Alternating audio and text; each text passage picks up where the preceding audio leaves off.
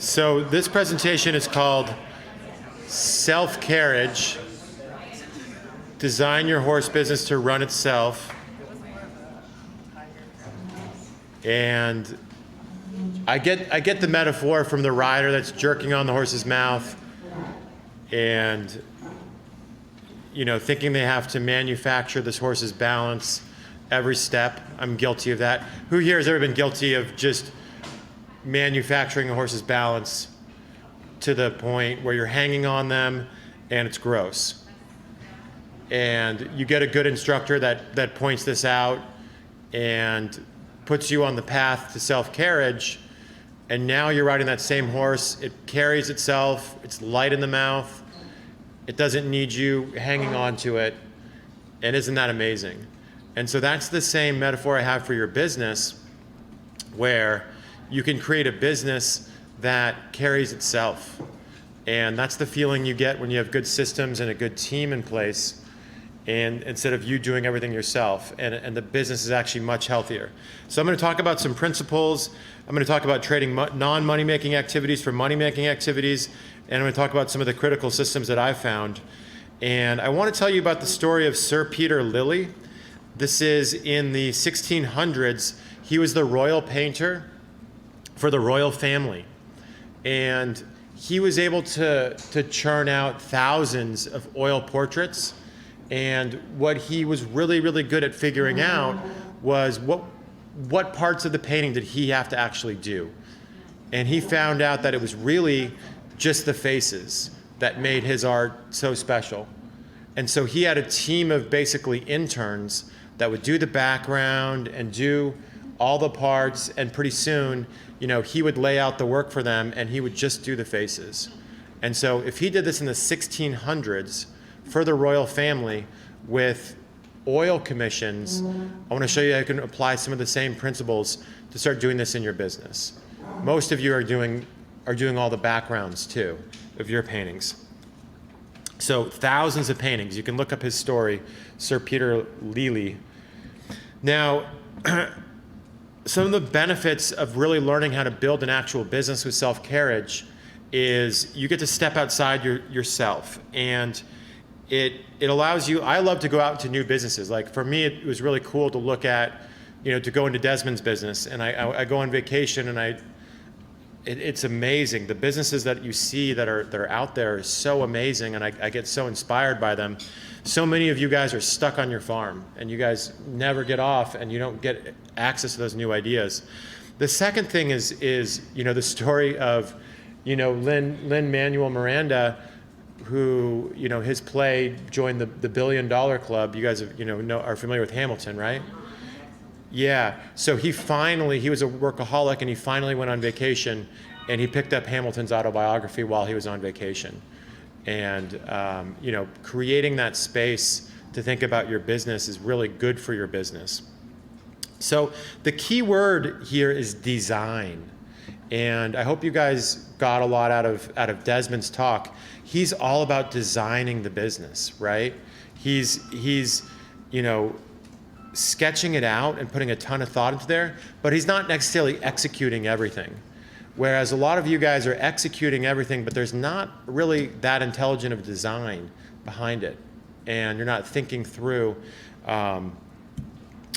designing the terms and conditions of your pricing, designing the lesson plans and the curriculum. I've met so many riding instructors, and not you guys. You guys have been with me. You're not nearly as guilty, but I've met so many riding instructors that have no lesson plans. They have no pricing terms and conditions, really. They don't have schedules to tune up the horses. They don't have an advertising system. And you can see, Desmond's whole role was to design the concept of the restaurant. And he's paid very handsomely to that because he's very, very good at that, understanding product market fit. So we use the scientific method with everything that we're doing. And that's basically where we take massive action and we run an experiment. Everything's an experiment. We get a new situation. We always get feedback. We don't have failures. We just have new situations and maybe results we didn't want. But we always get a result, and we always take feedback. So we're going to give you some really good templates and really push you guys into action and show you guys how to, try to read the tea leaves and interpret the results you get. But you want to take this method with everything you do, that you're iterating, and taking a ton of action. And I'll also show you what types of situations you can really let the scientific method work. Basically, a type 1 decision is irreversible. So this is not really a scientific method decision. This is, I'm going to sell my farm and move to a new state. That's irreversible. And we want to think really, really carefully about that, right? We're not, but a type 2 decision is, we're going to try a different advertising campaign. We're going to try a different price point. We're going to try offering a different type of camp. If it doesn't work, you just go back to what you were doing before, no problem. These types of actions you should be doing a lot of, because it increases the chances that you hit something really meaningful. And so a lot of you guys kind of have this like type 1 hesitation with type 2 type stuff that you guys should be loosening up and really experimenting with, and then allowing the scientific method to work its magic. Another thing that I like to do is begin with the end in mind. And I'll give you again a template of what I see possible in the riding school space. And that's really where you build a synergistic model between lesson on lesson horses, horse owners, and horse sales. I think really having all 3 prongs firing on all cylinders is incredibly synergistic, right? Because the lesson on lesson horses creates horse owners. It creates sales opportunities. I think you can be buying and selling lesson horses. I think you can be selling horses to potential horse owners. You can be buying new horses for new horse owners, and you can be doing camps. And when you really, it's hard to find a business that's rocking all 3 synergistically. But when you do, it's magic. It's like surfing. They're all playing on each other. They all make sense. I think I was having a conversation with a client today about your allocation is super important, right? So what percentage of your business is lesson horses? And generally speaking, we always have a conversation with our clients. Oftentimes, like let's just get 1 lesson horse. Let's increase the lesson. A lot of people didn't really realize how healthy the lesson horses can make things, and really how that changes your potential audience size. And Equipoint and Equihope, who just left, I mean, they even have the therapeutic arm. So it's like they can work with any human being. You know what I mean? If you have a lesson horse and you're willing to take, anyone with any disability or any able-bodied rider, there's hardly anybody you can't work with. And so I think that makes getting clients, in my opinion, so easy. Like Connor was saying, it's bottomless. And, but the guy that's so niched down, unless you're just got an incredibly new concept, you're like a horse whisperer, it can be really hard, for people that are 100% horse owners. The other thing about, starting with the end in mind, when you guys went to Desmond's restaurant, he walked in, he introduced me to his general manager. His name was Brian too. And he was like, Brian, this is Brian. He's going to take great care of you. He's my general manager. He's got the boots on the ground. I'm obviously the managing partner.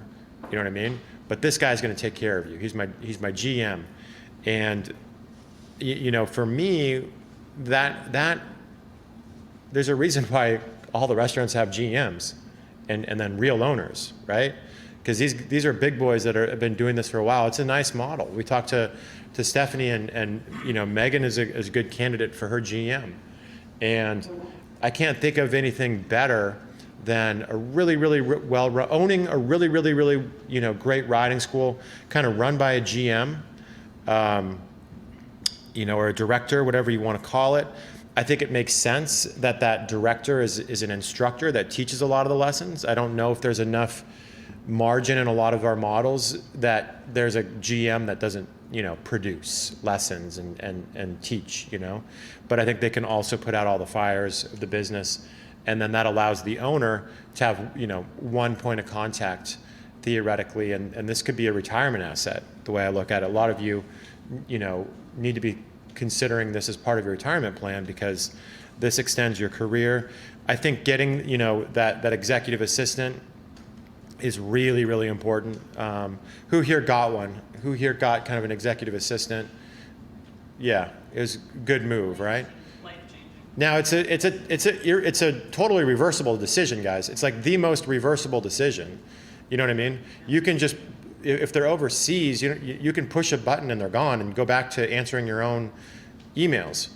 Yeah, it's totally, so it's like, that's an example of a decision like, people are like, oh, I just don't know if I can try it. And it's the same sort of energy as if they're selling their farm and like, hey, why don't you try it for 10 hours this week? We'll have, somebody, working 10 hours. And if you really hate it, like you push a button and you click a button, they're gone. Can I speak to that Yeah. really quickly? So I resisted it for a while and I finally pulled the trigger on 10 hours because I was like, okay, I Yeah. can manage 10 hours. They start at $10 an hour. In the first 2 weeks, he more than paid his salary. And by the end of 3 weeks, I had to increase his hours. And he's now up to 20 hours a week. Yeah. And he pays for himself in the first week of every month. Right. Completely. Right. Like, it's Yeah. crazy. Yeah. And what is his hourly rate? $10. Yeah.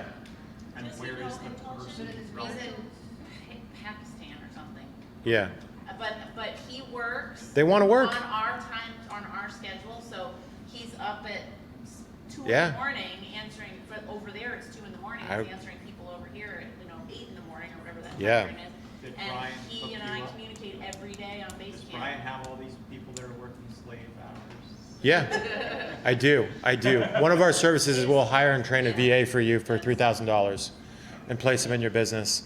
And yeah. They do get commissioned off of the paid sign up and off of sign up for a package. So I get guilty over the ethics of taking advantage of someone in a different economic market.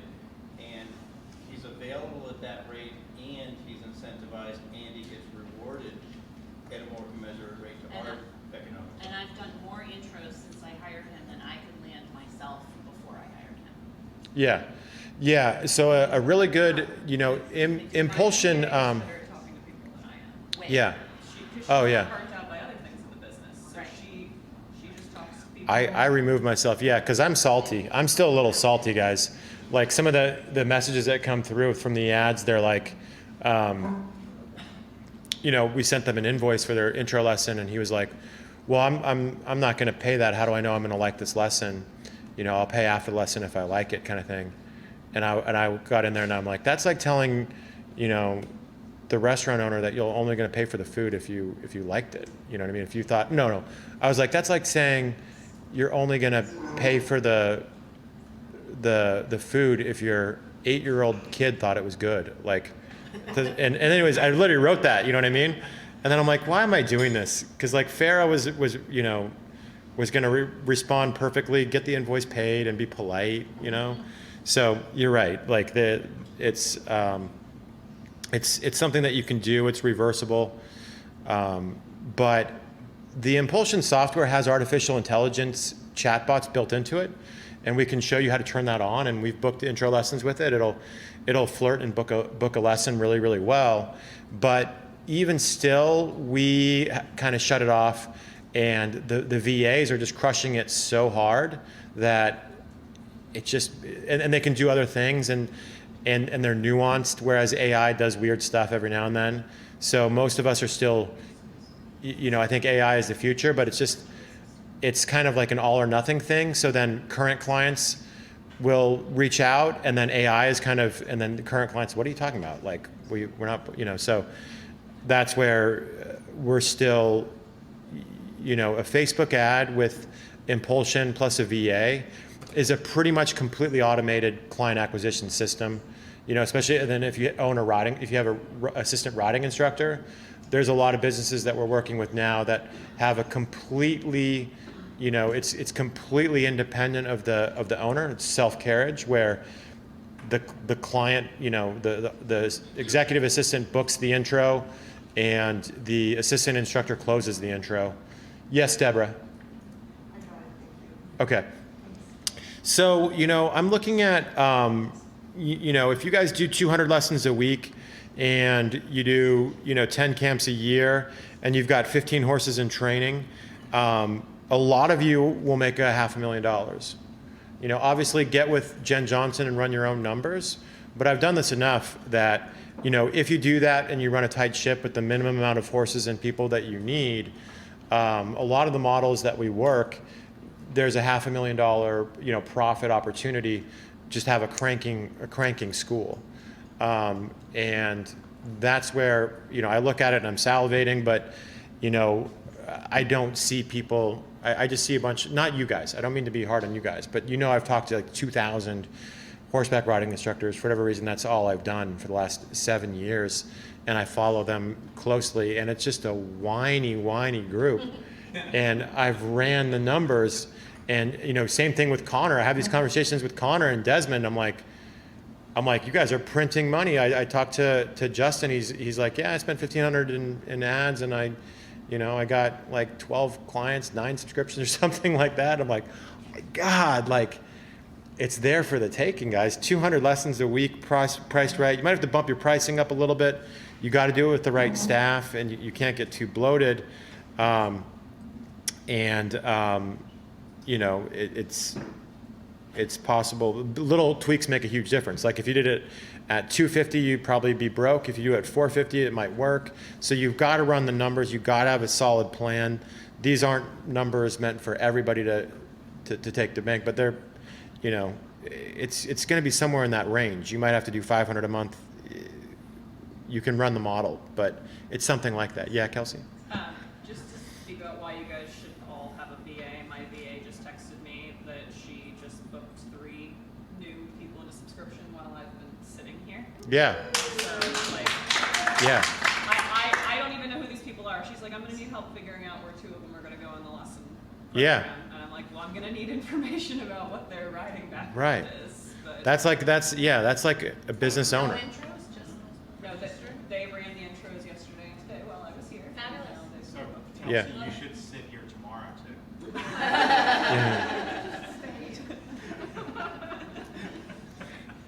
Again, like you got to do it. Yeah, that's self-carriage. And another way to think of your business is, you know, what happens when you step away. You know, and the goal, like I said, is if you have a general manager and you have really great systems and you're running ads and you got somebody smart enough that can put out fires and make adjustments inside the business, you know, you can step away and come back and your business grows.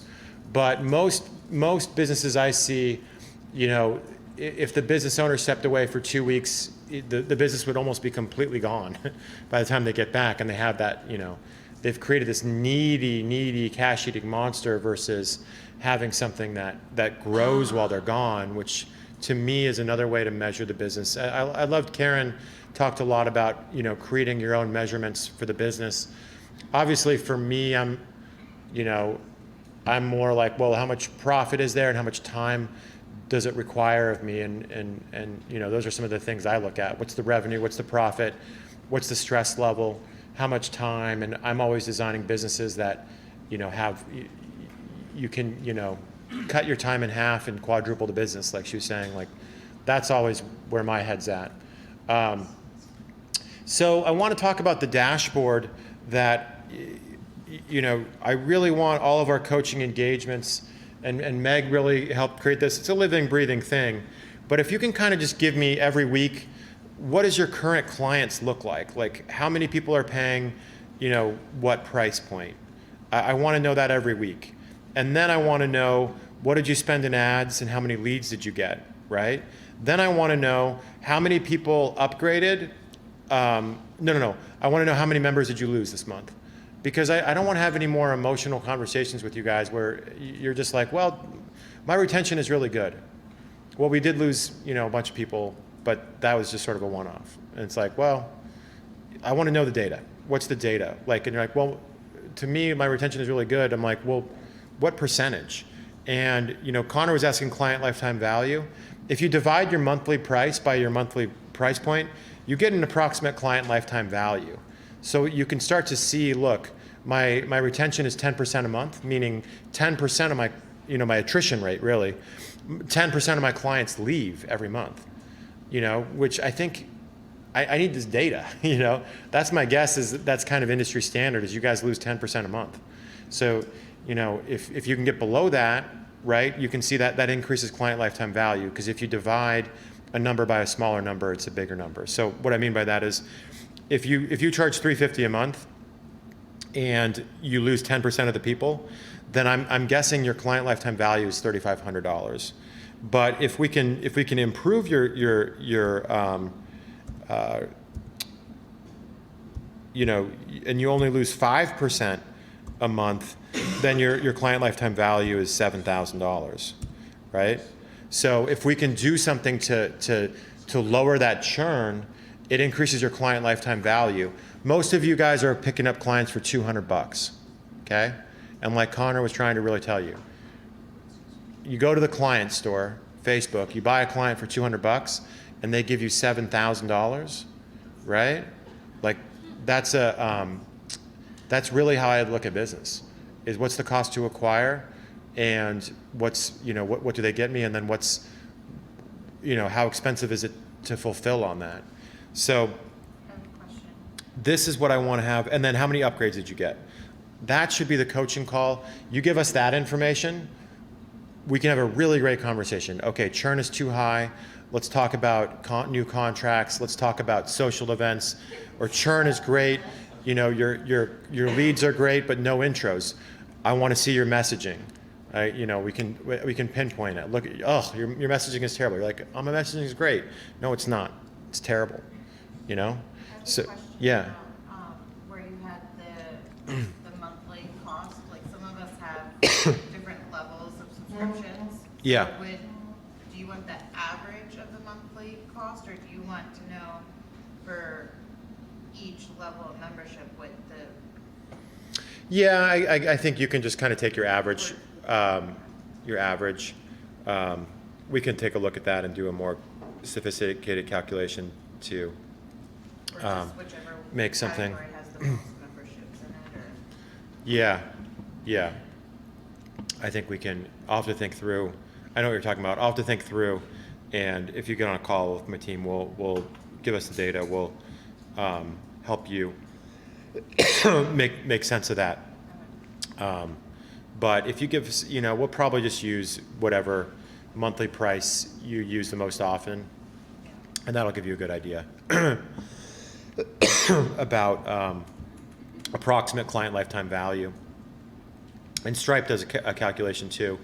So, I kind of believe that your beginner rider program is, you want to think of it, a lot of people are like, I want my ideal client. One model to consider is having assistant instructors take anybody that comes in through the door and monetizing that. And then you can kind of see who you want to pick and choose and work with.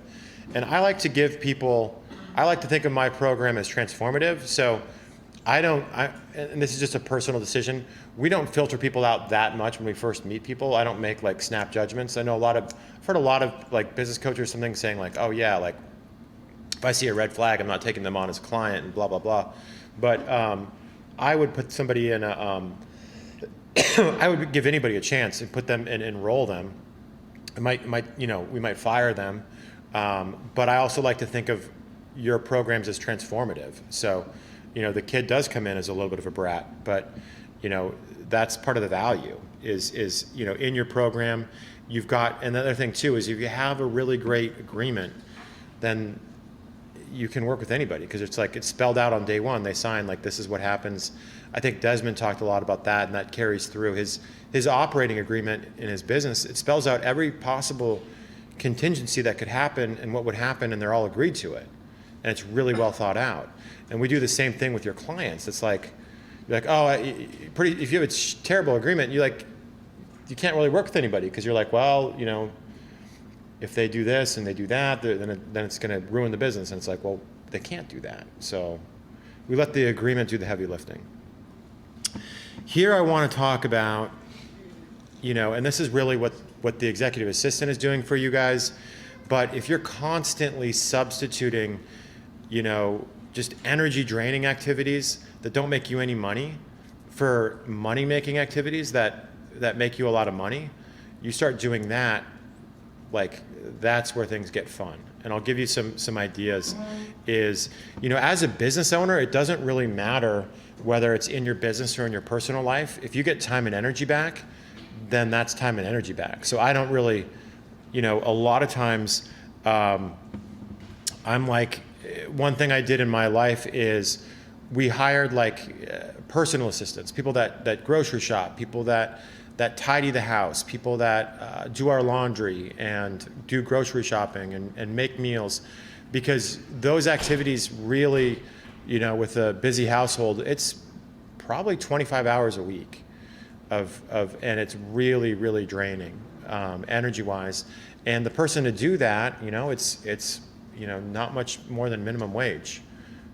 So, you know, and it's easy to find.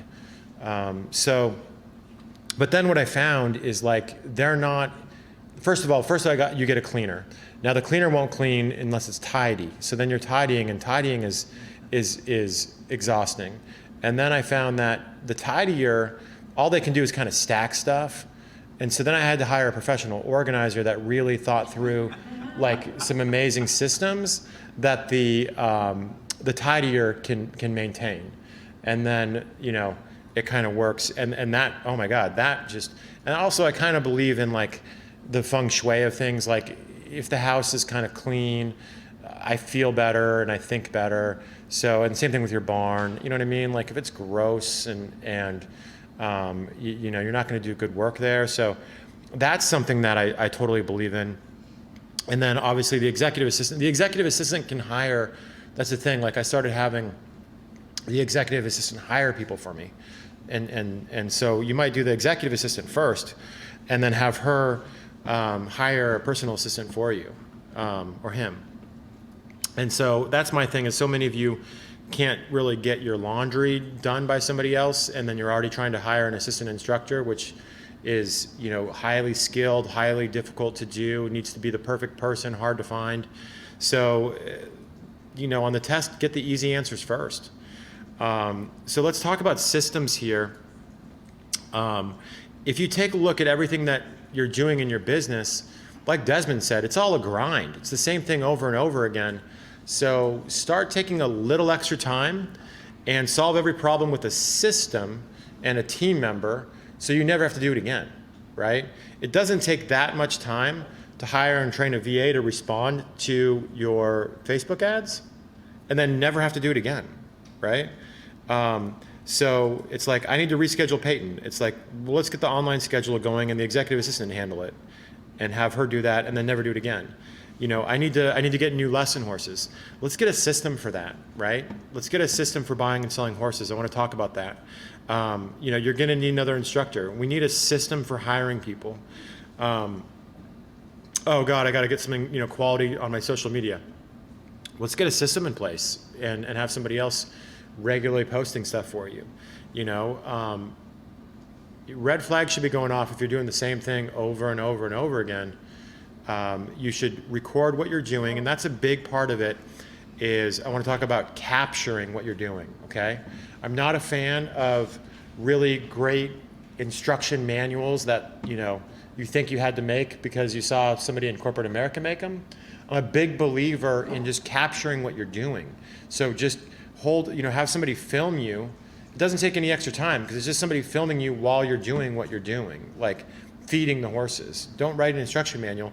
Have somebody film you, you know, feeding the horses. Have somebody film you turning out the horses the way you like them turned out.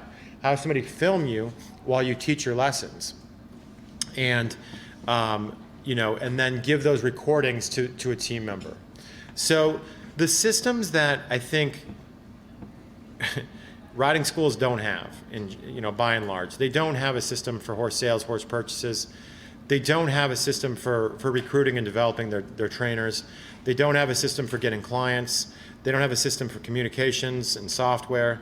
They don't have a curriculum system for getting their clients results. It's literally just the average school that you know, there could be adverse selection, meaning the people that reach out to me are you know, maybe they don't have their act together and that's why they're reaching out to me. But I mean, you guys tell me your take. Like, I don't think it's that much adverse selection. I really think the industry standard is 0 systems for anything. So, you know, honestly, like going back to how embarrassingly bad our industry standard is. You hear a lot of people saying like, oh, you can't find a good horse, it's crazy, and no one's going to play, blah blah blah, and like it's terrible. But what I hear is that you don't have a good system for this, and basically the same transaction of real estate, right? Like there's agents and they'll help you buy and sell horses, and there's a really good process for it, and the professionalism you would expect in that industry. When I send a horse to get consigned for me, I already, I was made a mistake and I just sent it to get consigned. I just want to get this horse sold, and I sent it to a consignment barn. And then after it was there for a couple months, I said, okay, now can you tell me kind of like, tell me your system. What's the marketing plan for this horse? And you know what I mean? And it's like, oh yeah, I mean, I don't know. I told a couple friends. And I'm like, I mean, can you imagine a realtor, like, tell me about your system? It's like, yeah, I told a couple friends. I posted on Facebook, and I'm like, no. I want this horse on every corner of the internet. I want you making phone calls. I want you sending. How big's your email list? I don't have one, right? Did you even put it on your website? Not yet. I don't know really how to update it. And it's like, and you're like a child. Like, you know what I mean? Like, that's embarrassing. So I really think you guys, like if you're really gonna compete for my business now, I'm kind of like, you want me to send your horse? Well, show me, like, you should give me a spreadsheet of every horse that's on the market that's similar to my horse in the world right now. Like, that's knowable. Like, that's something your executive assistant, and I'm having mine build out. Like, and you should be able to tell me, like, according to the websites that we follow, it's pretty easy to do, that represent, a fair amount of volume. We're seeing, a huge increase in supply right now, right? But like, no horse trainer can have any sort of data-driven conversation about the horse market. They have the marketing plan is honestly like you should almost sue them. Like, I can't believe you took my money and you didn't like. This is like gross negligence, and that's industry standard, I'd say. So we really need to raise our standards in every system, and I think that you can create that system on a simple Google Doc of like, look, we post every single horse here. We build out these spreadsheets. I've got, I did that with my riding instructor. I said, like, here's 10 websites, here's 20 Facebook groups. Your job for the next few days is put every single horse that's for sale within this criteria into the spreadsheet, so we can start to look at the videos, look at the data, and make a decision here. And so you guys need to be doing that too. Same thing with recruiting riding instructors. I think you've got to post on every corner of the internet, your Facebook page. You got to boost it. You got to be in all the Facebook groups, and I think you need to be recruiting current college players that you can find online, literally messaging them and recruiting them to be bringing in that pipeline of people. You need to have a training system, which is, I think that Daniel Stewart's Pressure Proof should be part of your guys's, riding instructor. Kelsey, bit the bullet and paid to have all of her instructors Pressure Proof certified with Daniel Stewart. You get 50% off if you buy from here. I don't make anything on that, but I think that's huge. The way that you talk to people. If you say, look, I want to charge an extra $100 a month more, I was saying, like, if you could convince me that your instructors talk to my kids in a much healthier way than the place down the street, but it's $100 more, I'd be like, yeah, that's worth $100. For sure, like, that was powerful to me. So I think when I look at the average riding instructor, I'm like, can you show me what you use to train your horse, your instructors? So it should be a combination of pre-recorded videos. I can give you what I give to my instructors, pre-recorded videos, and then they shadow you, and then you shadow them, and then ongoing lesson reviews. You should be filming lessons on a regular basis, reviewing that, and you should be, expecting to hire 6s and turn them into 9s inside of your business. So, you know, you write the job description, you post the job everywhere, you set up interviews, you do paid trainings, and you really want that deep pool. You really want to overhire here. We're really recommending that you pay riding instructors for the lessons they teach.